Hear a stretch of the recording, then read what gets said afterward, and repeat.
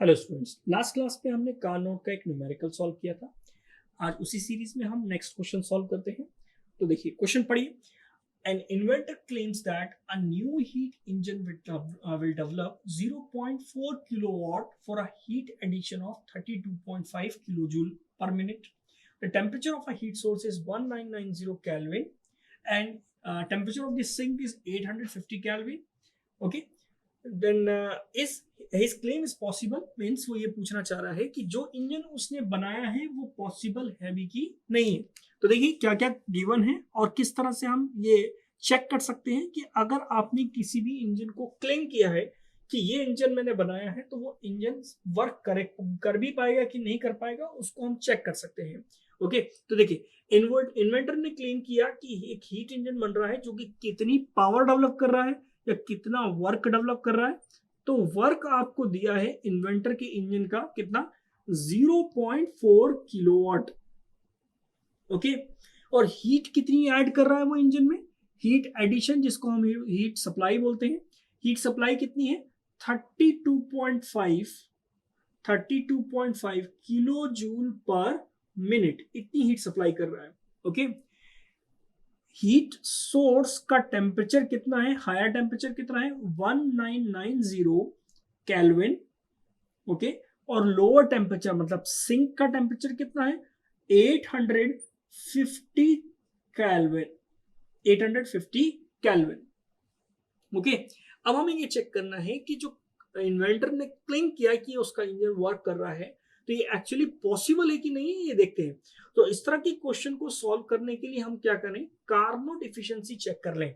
Okay, हम actual efficiency भी check कर लें और उसकी कार्नोट एफिशिएंसी चेक कर लें। अगर उसकी एक्चुअल एफिशिएंसी कार्नोट एफिशिएंसी से भी ज्यादा हो जाएगी तो वो इंजन इम्पॉसिबल इंजन होगा। ओके, तो सबसे पहले हम कार्नोट एफिशिएंसी कैलकुलेट करते हैं इस इंजन की। कार्नोट एफिशिएंसी, कार्नोट एफिशिएंसी का फॉर्मूला हमने पढ़ रखा है। कार्नोट एफिशिएंसी का फॉर्मूला क्या होता है, 1 minus T lower divided by T higher.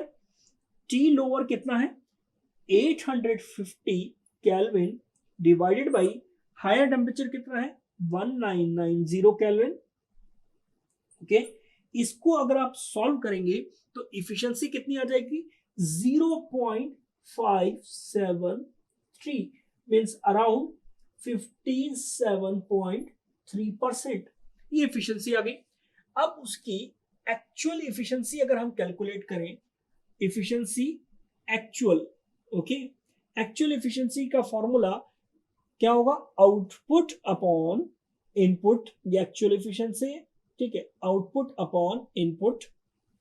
Clear, output कितना है, आउटपुट है हमारे पास 0.4 किलोवाट। किलोवाट का मतलब क्या होता है, किलो जूल पर सेकेंड।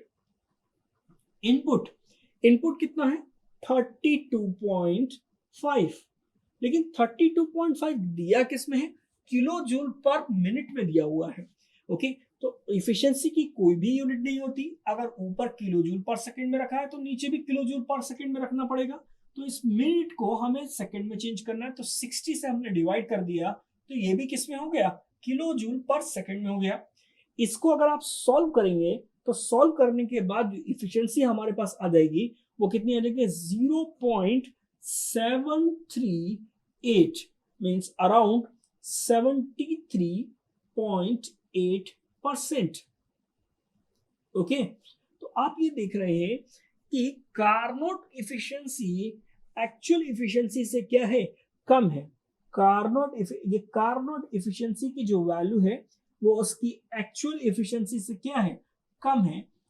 इसलिए ये इंजन क्या है, इम्पॉसिबल इंजन है। कैसा इंजन है ये, इम्पॉसिबल इंजन है। ऐसा इंजन बनाना पॉसिबल नहीं है, इम्पॉसिबल इंजन है।